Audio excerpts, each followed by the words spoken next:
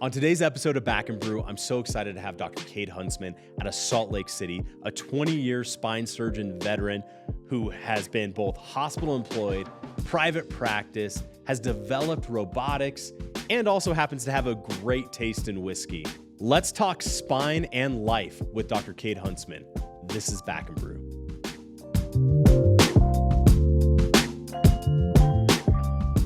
Dr. Huntsman, thanks for coming on to Back and Brew. Super excited to get you here. I know you traveled from Utah to get out here. What I'm really excited about is what you brought, right? So I'm a big bourbon whiskey guy. Love the complexity of bourbon and whiskey. You happen to be from the state, from one of my favorite distilleries, High West Distillery. So tell me a little bit about the brew you brought since this is Back and Brew. I'll give you a little background. So High West is a Park City brewery. About a half an hour from my house, 45 minutes maybe in a traffic day. And it was started in about 2007. A couple that were chemists decided that they could sort of make the perfect alcohol and get the taste and the alcohol components all matched up beautifully, and they were successful. So when High West first got launched, they won all kinds of international awards. Just a fascinating way to approach a distillery. So I grew up not drinking alcohol because of my religious background, but that's changed. And so for the last 5 or 6 years, I've been enjoying my High West pretty routinely. So you've been to the distillery before. I'm going to pour some while you talk. So you've actually been to the distillery before. Been to the distillery, some good food there too, but really just went up mainly to check it out since I'm drinking it all the time. And it's interesting because I've had it all over the world. Really? New Year's Eve in Milan, they served me High West. Well, July in Colorado. In Colorado. I'm glad we're not in Vegas. I saw it was 114 today. So is what I love about this is, I've never been the guy that's liked the real peaty scotches or anything that's really hot on the back end. What I love about High West is that it has like a lot of caramel, apricots, kind of like fruit, and it's really light on the back end. Like you could drink it in the summer, just like you can drink it in the winter. It's got to be one of the most versatile. I think this one is their whiskey. Yeah, it's their whiskey. Their single malt whiskey. Their bourbon's the same way. It's really clean finish and pretty like flavor forward. So maybe I don't have the refined palate to enjoy a Lafroig or something like that, but it doesn't taste like it was distilled through a dirty sock. Absolutely agree with you. Again, I was in my 50s when I first started drinking alcohol of any kind. And so I was, I had a little, make a good living and I can afford what I want to afford. And so I tried all those big, fancy, expensive, scotches and Irish whiskeys and the peaty, smoky, that's not my thing. And then I discovered Japanese whiskeys, and it was shortly after the Japanese whiskeys when I tried this. And this is as clean as, it's just perfect. It's funny too, because like the Japanese whiskeys, I had the Yamazaki sherry cask 12-year. I think it was a 12-year. And this is probably about 10 years ago. One of my buddies got it, and he got it for $45, right? And it was from the Jim Beam owns it now, the Suntory the Suntory distillery, line, right? Yep. So now Jim Beam owns it, but this was before Jim Beam acquired it. But they had a Yamazaki sherry cask that was, I think it was a 12-year sherry cask. And my buddy got it from a buyer that he knew at Costco. And they just happened to he's like, hey, I can get this shipment, and you should probably get some of this. So he got on the shipment, got it. And we absolutely we crushed the whole bottle over like a couple games of poker. One of those things. Yeah. We're like, I'm just gonna go over and have a little bit, and it was phenomenal. It tasted so good. It was heavy cherry, like it was. And maybe it's just because in my mind it was so long ago, but it was the best. It was the best whiskey I've ever had. So along those lines, same thing. Like the first time, so I tried all these things that I was aware of that are high end or whatever that I just did not like. And again, I didn't have a refined palate either. But it was actually the Suntory was the first time I actually enjoyed whiskey. Yeah.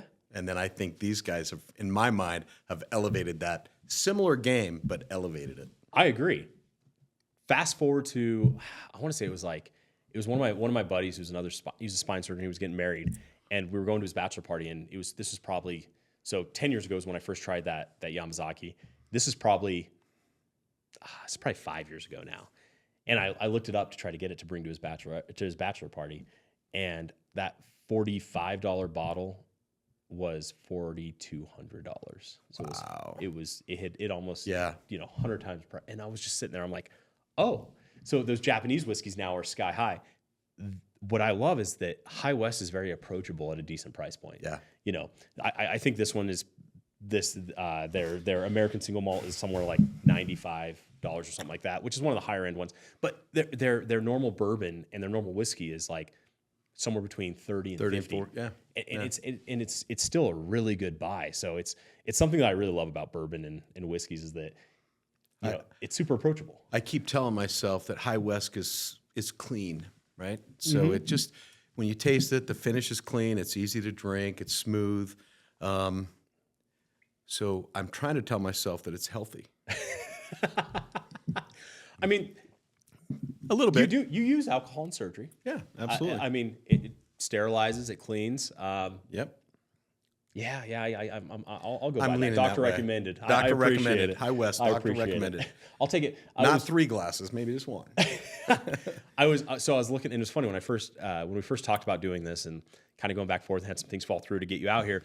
I was like, I was under the impression, I was like, all right, so from Utah, and again, this is my very narrow mindedness. I'm like, it's going to be a root beer, or which again, That's Utah fine. Yeah. has great, like, you guys have more soda shops in Utah than anywhere else, right? So I researched a ton of stuff of dirty soda or the different types of root beers. Is it Fizz? Is that another one? Yeah. It's really been interesting because there's like this, because I grew up Mormon. Yeah. That's why I didn't drink until more recently. And lots of great things that the Mormon Church taught me. It's just I turned left. I didn't want to be part of that anymore. I still have family that is. Most of my family, kids that are. Great experience growing up. I love it. I love the culture for the most part. I just am not. It's just not for me anymore. And so I kind of moved away from it. And in that transition, that's when this all kind of started coming about. But interestingly, in Utah, because of that culture, you're right. We have these soda shops that are a big deal. You can go to a soda shop that's going to put ice, Dr. Pepper, and coconut flavoring, and pay $6 for a soda. And it got to be such a big. There's a line around these stores, and then we have 2 of the chains that are suing each other. They just got finished with a big long lawsuit over who invented this dirty soda. Well, at the end of the day, we've all been putting like flavorings in our soda since the beginning of time, right? So it's just kind of funny, but it is a big deal there culturally. What is the dirty soda? So I kind A of dirty soda is any soda with some flavors in it. Okay. All Okay? right. So if you take a Coke and you put a little coconut in it, that's a dirty soda. I mean, The phrase was coined by one of the companies, which is why they're mad at the other companies for using the term.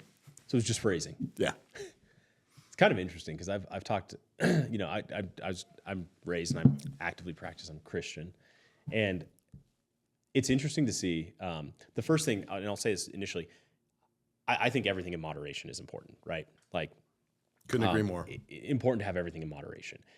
But it was interesting growing up, and I'd heard this sermon before, and I'd heard this somewhat recently. This sermon it was really interesting because they talked about it was a pastor that was out in Oklahoma, and he talked about.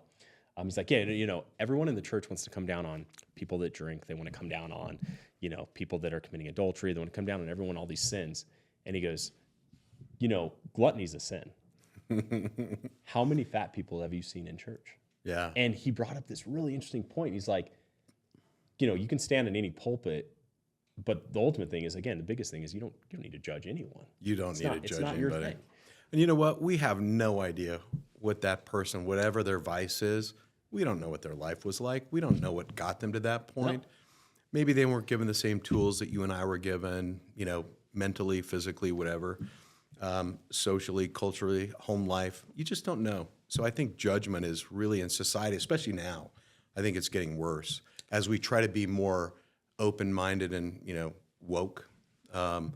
Really what that is just a transition from me judging you to you judging me. It's still a judgment. And I think that's one of the big problems that we have in the United States. I think it's worldwide, but I think it's particularly bad in the United States. Judging people when you have no clue what they've been through.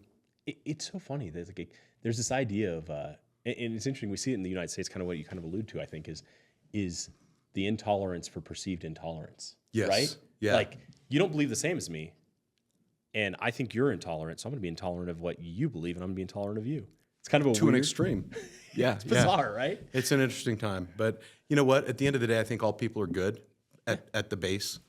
Maybe not all, but most. And I think we'll get through it. I really do. I have a lot of confidence. I've got, kids and family members and, people that work for me. I've got two 18-year-olds in my office that are MAs that have given me a whole new hope for the next generation. Hard workers, brilliant girls, just really dedicated, and all they think about is taking care of my patients. And so it's not everybody, but I think that is the trend. That's what's accepted. But it's nice because I think we're seeing a pushback now. I think we're seeing, like, your intolerance is the same as the intolerance that I had earlier that you're criticizing me for, but yours is the same thing. And I think people are recognizing that now. So I do think it'll die down. I have a lot of hope. Do you think that had anything to do with kind of the divisions, and I'm not saying but during the COVID kind of era, right? That election, during COVID, do you feel like we're kind of coming back from that? I do. I think first and foremost, social media and these algorithms that feed us what we think we want to hear makes us perceive the world from a single perspective. And there is no single perspective that's correct, that's accurate, that's true. There are thousands of perspectives. And as soon as you realize that, your truth, maybe that's not my truth. And that's okay. We can still get along. We can still be friends. The governor of Utah is doing an interesting project right now where it's called Disagree Better, something along those lines. And they actually had, I think it was Stanford or Harvard, one of the big schools did a study on it. And they're showing that it's actually making a big difference. So they're teaching the politicians to disagree without the hate. And it's making a difference locally. And I'd like to see that kind of spread all over. But yeah, you're spot on. Why do we hate anybody? We don't know who they are. It's interesting too, because like I would say the majority of my friends all believe something different. Yeah. Right. And I want to, like I listen to a lot of podcasts, obviously, back in Here we are. But yeah, here we are. Yeah. But my favorite podcasts are hosted by podcast hosts that really seek to understand the thought process of the other person. And I'll always say this, like, and a lot of people will be like, he's on the wrong team. I don't. But Joe Rogan, I love how he interviews people. He will flesh out their ideas better than most, right? Because he's saying, I want you to fully flesh out your idea, your products, your beliefs, so I can see how you see best. Yeah, because before you go through that process, you really don't really know what that person's viewpoint is. They might have, we all live in the world of sound bites, right? So you can't make a judgment on a 3-second sound bite. There's so much depth there. And you know what, the unique perspective I've noticed this talking to a lot of different spine surgeons is, spine surgery, if you have a patient, I've heard it said from a spine surgeon, if you have a patient come in with all their imaging and you give their imaging and that patient to 10 different spine surgeons, you'll get 8 different recommendations. At least 8. Right? Yeah. So it gives you a unique perspective on the world of I can appreciate multiple perspectives and see the value in it. So you're based in Salt Lake, or is it so I'm Park City? In Salt Lake City. I have. I'll give you a little bit of background, I guess. So actually did a fellowship here in Denver with a pretty famous spine surgeon who I love to this day. Just a really good man, Jack Odom, and his partners. So I did a medical school in Virginia. Went from Virginia. So I'm from Utah. Grew up there. Went to the University of Utah. Moved to Virginia. Actually, in the interim, I did a mission for the LDS Church, Mormon Church, in Thailand. So went to Thailand. I speak Thai. Used to be fluent. I can still get by pretty well. And then finished up at the University of Utah. Then went to Virginia for medical school. And then I went to Case Western, where Henry Bowman was, specifically to train with Henry Bowman. So that's like the Bowman procedure. That's who that's named after. Yep. And Henry Bowman was one of those guys where, if you look at the, fellowship directors around the country right now, there's definitely a connection to Henry Bowman. He was a powerful guy. He wrote a lot of papers. I didn't personally always agree with him, but just a talented surgeon. So I trained with him. Then I came here to train with Dr. Jack Odom because he had just a really busy factory, and what I wanted to do is refine my skills. And so spent a lot of time in the OR with him and his partners. Eric Jamrich is a local guy, John Great Barker. surgeon. Great surgeon. Yeah. Just great people. So I owe a lot of my career to those guys. And then my dad will tell you that I live my life on the bleeding edge of technology. And so it's just what I love. I love to learn new things. I love to try new things. And so when a new procedure or something comes along, I'm one of those early adopters. I really love to dive deep and see first if I think it's a real thing. And then secondarily, I'll apply it to my practice if I think it's appropriate. So this is like this lifelong educational process. So I've been there in Salt Lake City for 22-ish years after my fellowship training, at the same clinic until just recently. Make a long story short, I sold my clinic to the hospital, and I am a bad employee. End of conversation. So I just started up my own clinic again. It's called the Huntsman Spine Clinic in Salt Lake. So been there again. Same hospital, same everything, most of the same staff, just down the hallway from where I used to practice because I don't like bosses very much. In my experience, and again, this is I own a distributorship, start a podcast, have a media company. I'm not a very good employee myself. I understand that. If you're going to be entrepreneurial or any kind of cutting edge anything, it's really hard to be fit in a box. I cannot fit in a box of any kind because even the boxes I create for myself, I see the flaws in them, and I gotta change the box, right? If you're not doing that in your life, it's not just a spine surgery thing. This is a life thing. So if you're not doing that in all aspects of your life, you're going to end up kind of pigeonholed into this is who I am, this is what I do, and you're not going to grow, you're not going to learn, you're not going to develop. And I think that's what keeps me alive. It's really hard to evolve if you stay in that box, right? I mean, I would argue that's probably why you're sitting here drinking High West whiskey with me. Well, I evolved to whiskey. Yeah. Hey, cheers to that. Cheers to that. Yeah. So I think spine surgery is unique because the main reason I went into it, I'll give you a little background there too. This is kind of a funny story. So I took a job selling orthopedic hips and knees for Stryker. So you were a rep? Here. You were a rep here? Here, yeah. In Denver? In Denver. So many, many years ago, I didn't know what I wanted to do. My dad, he started out as a coal miner, small business owner, one of the best work ethics you'll ever see. And he gave me that work ethic, which I appreciate to this day. So after that, as I was growing up and I'm going to college now, post-mission, and I had no clue what I wanted to do.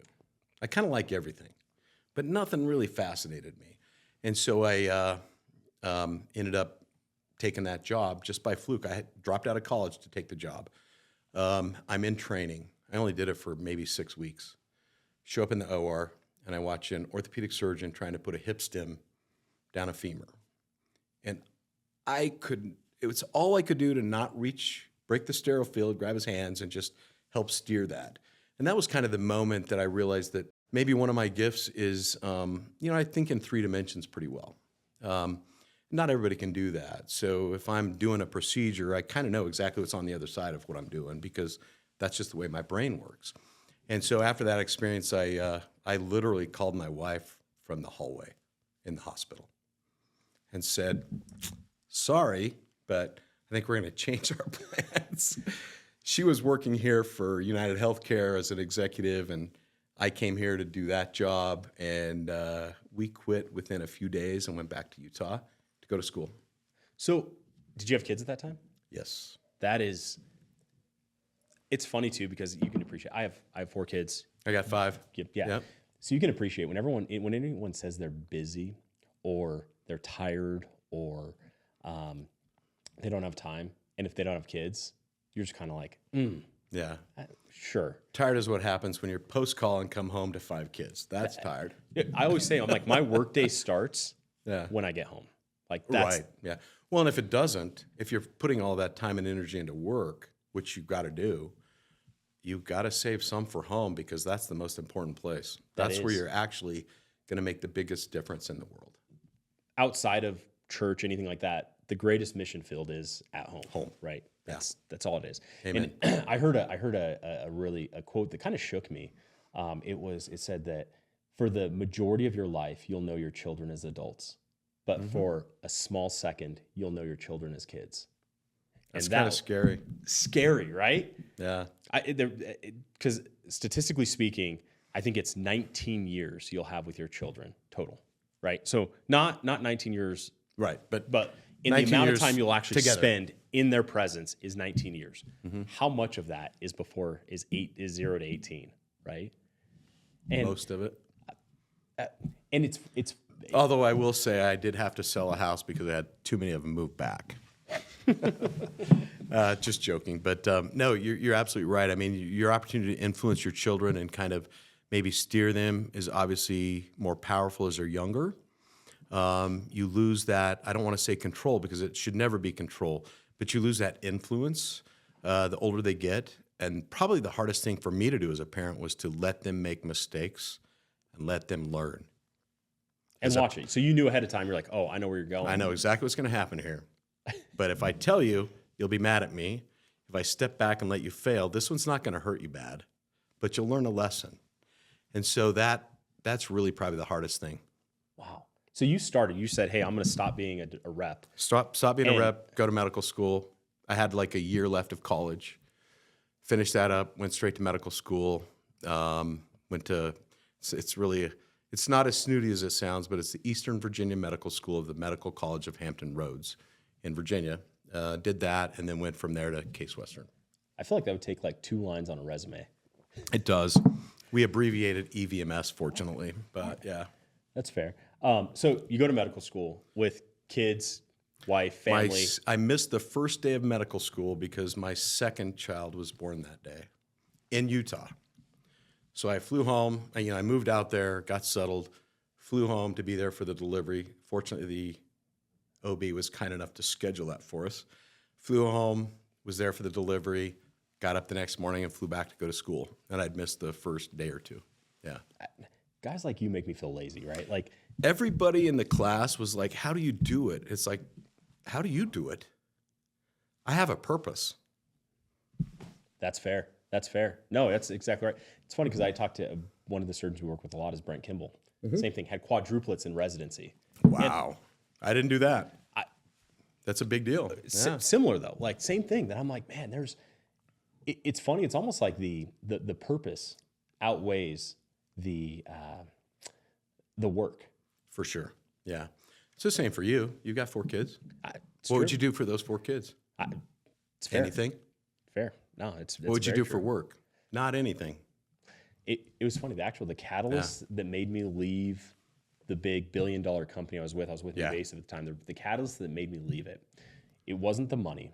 It wasn't like better products or anything like that. The catalyst that made me leave and become an independent distributor was I was standing in the ICU because my 6-month-old son had RSV and was about to get intubated. They were determining if they were going to intubate him or not. And I was worried about who was going to cover my case. Yeah, yeah. And I was like, I will never worry about this again. That's a powerful moment. That was it. I'm like, and you are on. Do you think you're on a better path? oh, absolutely. Better for your family. Even more so is what we had one of our reps. His father had a stroke recently, and we had the system in place to where I could say, the same phone call he called me and told me that I said, go. Like I don't care, go. Yeah. We have the people to cover you. It's not the commissions aren't sucked up by some executive or some mid-level manager or some big building. Right? Some building with surfboards that you can rent or, a theater or state-of-the-art gym. No, man, like go. We invest in the people that can get your back. Yeah.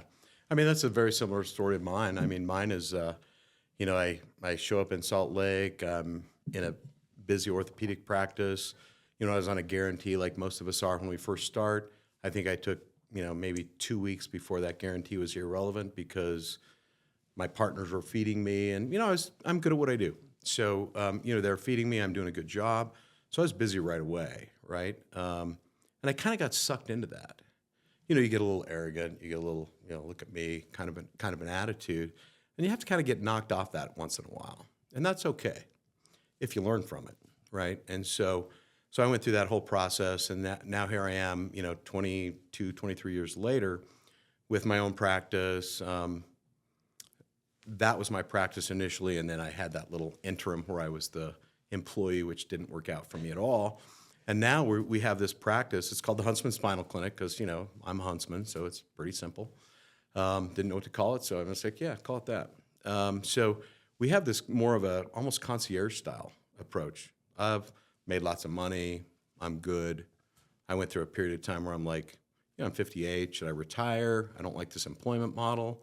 But no, I wasn't ready to do that. I think I still have a lot to contribute. You don't spend all this time learning and training and then get wise in what you do and quit. I'm finally there, right? So I'm going to ride this wave because I feel like I'm contributing a lot.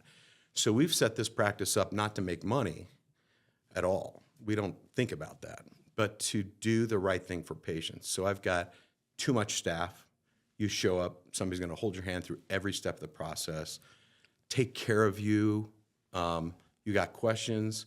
If I'm not answering the phone, somebody's answering the phone 24/7. We have, a concierge-style person, and if we have a patient that's struggling or it's fearful, whatever, she'll jump in and manage that. So every patient feels special. That's the way it should be. And when you get yourself out of the corporate arena, you can do that. In the corporate arena, you can't. So, you have a great reputation. Obviously, I knew about you before you were here.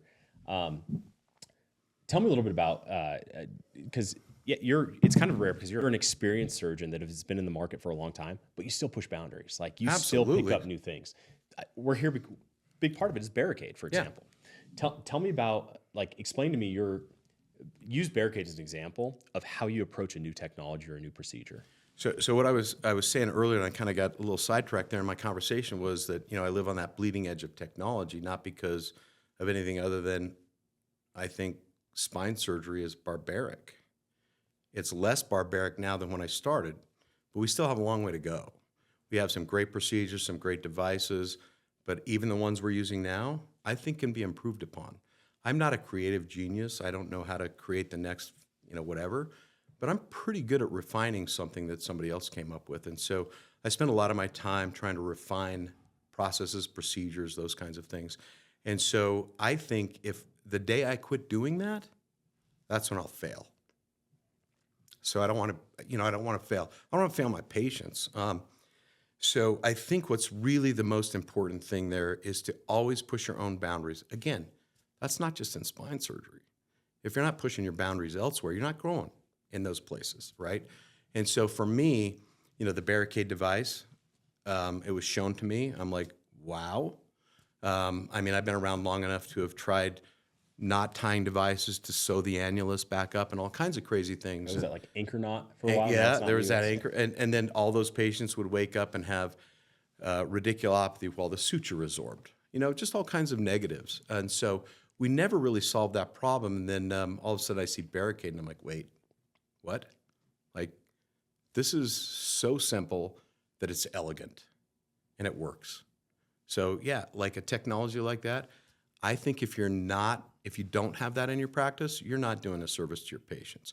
I don't use it on every microdiscectomy, but if I do a microdiscectomy and there's a big hole there and I need to plug it so that they don't have a new herniation, I'm going to use a Barricade device. I think every surgeon should be doing it that way. And if they're not, get rid of the fear, go learn a new technique.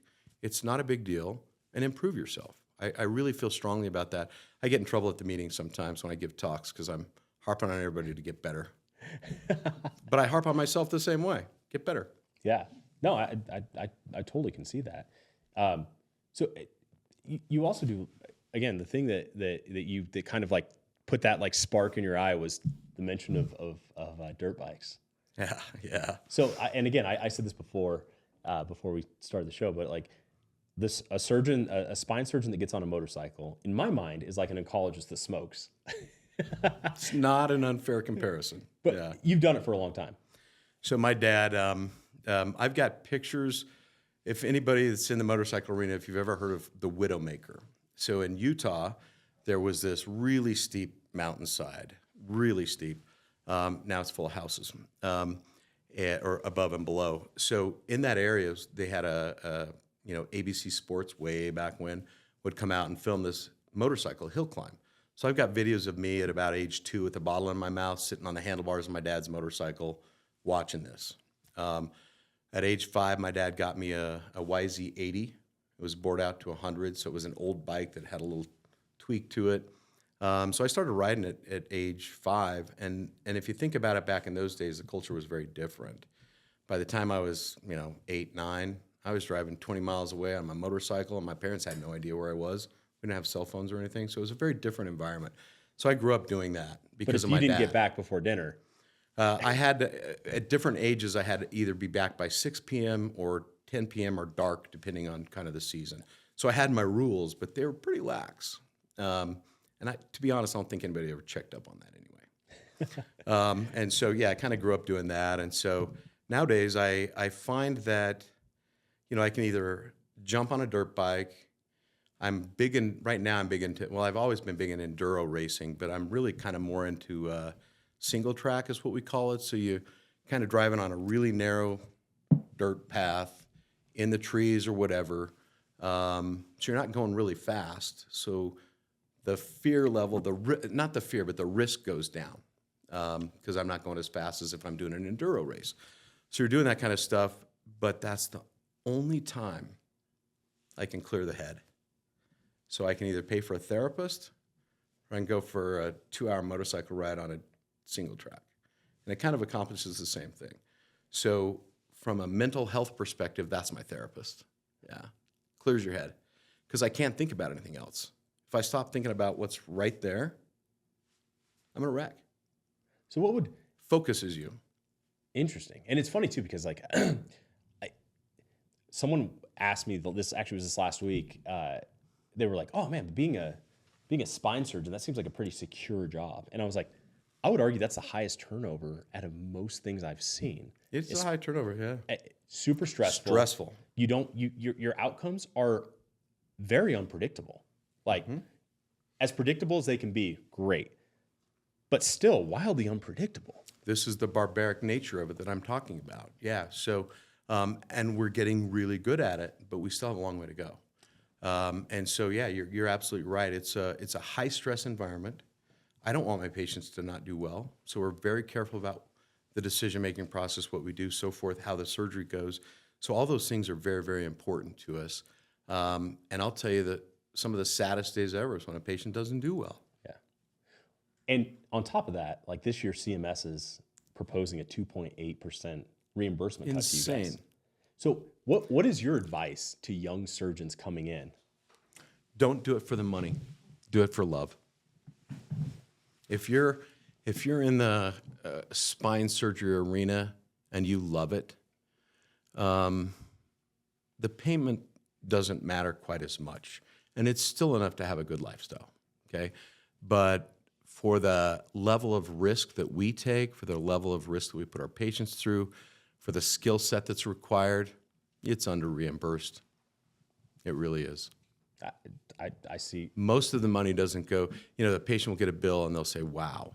Well, if you look at the surgeon's bill, that's not the bill. It's a tiny piece of the bill. I recently posted about this. We had one of the facilities out here.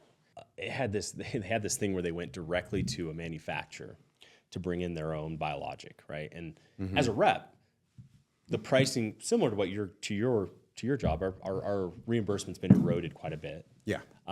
To where now, if you don't get all of the case, it's really hard to justify having a really good rep in your room, right? Yeah. So we had a hospital that went directly to a manufacturer and got biologic for a lot cheaper by cutting out the rep. So the biologic they brought on that they're pressuring the surgeons to use is not commissionable to a rep. And they've done it a couple times, and the biologic just sits there. Yeah. It just sits there on the shelf. Yep. And the funny thing is they keep going back to the surgeons like, why won't you use it? And the surgeons will give them every answer, but the actual answer of, this runs a risk of me losing some support staff that I value. So for me, I'm not in the beginning stage of my career anymore. And so that's a big deal to me. This is a relationship business. I have to trust everybody in that room, everybody. especially the rep, because the rep is the one that shows up with the gear, right? And if they don't have the right gear, we're all in trouble. And so my rep, her name's Lana. She's fantastic. She has done this for me, for probably the last 7 years or so. So there's just a ton of trust that I have to place in her. So that person has to be dedicated, intelligent. 2 a.m, get out of bed, get your stuff to the hospital, whatever it takes. No, it's not a cushy, convenient job. It's a tough one. In addition, she's trying to talk to surgeons, and we're sometimes not the nicest people, especially when you're trying to sell us something.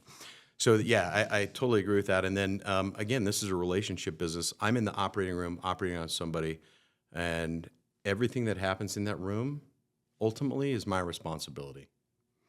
So if my neuromonitoring technician isn't somebody that's up to par, I'm uptight or they're gone. My rep, my scrub tech, my nurse, everybody, all of that is to take care of this one person on the table, and that person on the table is my responsibility. So it's a heavy, heavy responsibility. So you have to surround yourself with the right people. So I totally get what you're saying. I think the rep job, I've done it. I mean, for 6 weeks, but that's a tough job. I couldn't have done, I would have failed. I would have failed. I can succeed as a spine surgeon. No way I could have succeeded in that. I tell the spine surgeons we work with all the time, like, I have no envy of your job. But the funny thing is, like, I need you to like your job. So if I can make your job easier, great, then we're all happy. I ask this to every surgeon, especially coming since the host of this podcast, Back and Brew, is a spine rep. What matters more to you, the representation or the company? Oh, for sure, the representation. 10-1. And I don't want to play this, I don't want to downplay it, because there are great technologies. One company might have a better something, a better widget here, a better widget there. So that does play a big role. But at the end of the day, the trust is in the individual, not in the company. Yeah, no, it's interesting. It's funny. I even think about it, and we talk to a lot of companies, and I'm like, there are very few things that are irreplaceable, right? Yeah. There are a few companies out there that think that if they build the best widget, everybody will use it. But if your best widget is just a little bit better than the widget over here, and it's not going to make a difference clinically in my patient, and I have a relationship here with somebody that I trust, that is more important to me and my patient than a slightly better widget every time. Absolutely. Yeah. I agree. What, real quick, in like the last 2 minutes, what are you excited about? In the spine world? Yes. Interesting. So, the barricade we talked about a little bit, I'm very excited about that. I kind of want to just get out there and wring some necks and say, come on, like, everybody should do this. There's no reason not to. I think that's a great technology. I've done a lot of work on robotics for different companies, working on another robotic project now. And I think what robotics does is level the playing field. So your really great surgeon and your mediocre surgeon are kind of more equal if you have some assistance through AI and so forth. So I think artificial intelligence, I think robotics, navigation, which is kind of a component of that robotic. Actually, navigation is the more important component of robotics. I think as we develop those, that's going to be very powerful. And to be honest, and I'm going to, diss myself here, but there's some AI programs that could make a diagnosis and treatment plan for you and predict outcomes better than I can. So I think there's a huge artificial intelligence component because they can analyze so much data so fast. So I'm using Gestalt and 23 years of experience and whatever. They have more access to more information than I do, and they can analyze it faster. So it's going to be really fascinating to see what AI does to this whole process. 100%. What I'm not happy about is hospitals, insurance companies, everybody only worrying about the money and not worrying about the patient. That's my concern. Patients come first. And we're going to see that. Do you see a big shift to surgery centers and outpatient surgery? Yeah, for sure. It's less expensive.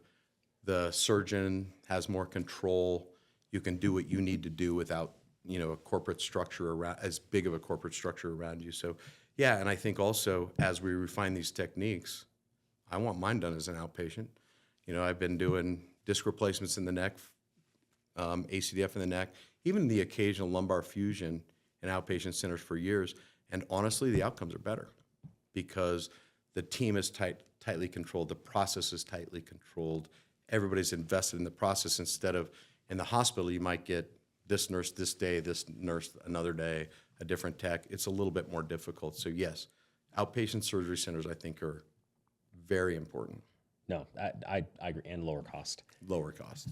So you're a motion preservation surgeon. You have that as a big part of your Yes. practice to offer to the active patients. As one of our, we work with a number of them of motion preservation surgeons, and the funny thing is some of their peer-to-peers are wild. And there's one that you had mentioned to me before that if you didn't tell me it, I'm not sure I would have believed it.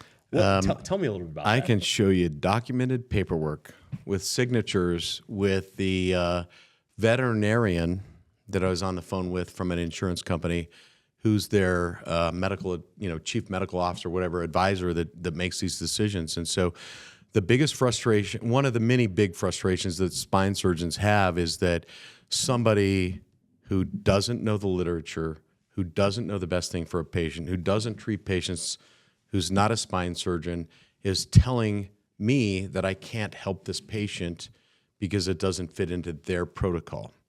So while I make a decision after all this training and work that I've done, then a veterinarian 2 weeks ago is on the phone with me telling me I could not do a lumbar disc replacement in somebody because the literature says it takes 2.5 hours longer. I don't know who's taken 2.5 hours longer to do a disc replacement, and quoting all this literature from literally 15 or 20 years ago. They are not doing that because they're dumb. They're doing that because they don't want to pay for a disc replacement. They being the insurance company. They being the insurance company. I apologize for that. So the insurance companies are out there dictating care based on cost, not dictating care based on what you need, and not listening to the people that provide that care. I don't think the veterinarian knows quite as much as I do about disc replacements or who I can help with a disc replacement. But ultimately, I cannot do this disc replacement for this patient because a veterinarian said no. So you're telling me you had a peer-to-peer, which basically is where an insurance company denies a surgery for a patient that you said needed the surgery, and then you go to a peer-to-peer they set up with one of their doctors to explain why you think they need that and advocate for the patient. You get on the call and you find out that the doctor is actually a veterinarian. This is the worst one I've had. I have had OBGYNs. I've had a lot of retired pediatric doctors. They are the medical advisor that's making the spinal surgery decision for your patients. That is wild. Telling me that I can't do something when they have no idea, one, what I do, or two, anything about the literature surrounding, the research, the science behind what I'm recommending. They don't know it, but they're the ones that make the decision. And it's kind of heartbreaking for patients because it's all about money. Well, thank you for advocating for them, first off. And yeah, that is absolutely wild. So in wrapping up, just say again, what is your practice? What is it called? Where can it be found? How can people see you in Utah? So my name is Kade Huntsman. I'm an orthopedic spine surgeon. I'm practicing in the Huntsman Spinal Clinic. It's right in the middle of the heart of Salt Lake City. Check me out on the website.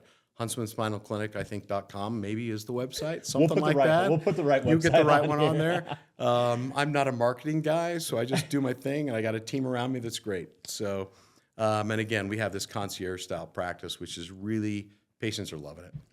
I'm loving it. I appreciate you coming out here. I would love to have you back and talk more about to get a bigger scope on so many things around reimbursement, what's going on, telling a patient how to navigate their spine process. I think that's such valuable information that's undershared and partially suppressed by big hospitals. But yes, can't say that. Yeah. But anyway, thanks for coming on, man. Thanks for bringing arguably my favorite beverage of choice. Sorry, it's not a beer. I'm a whiskey bourbon guy through and through. But thanks for coming on. We hope to have you back at Brew here shortly. I got to get it back out to Utah. I absolutely look forward. When you're out there, give me a buzz. We'll go hang out. I absolutely will. Great thing that you're doing here too. This is pretty cool. No, I appreciate it. That's the biggest thing is, a lot of us, whether it's surgeons, reps, anyone but the hospital and insurance companies, they don't have a voice. Right. And so I'm happy to amplify that. Yeah, we appreciate it too. No, thank you. Well, thanks for coming on, and yeah, thanks everyone for listening to this episode of Back and Brew. And yeah, we hope to see you soon, Dr. Huntsman. Okay. Well, thank you very much.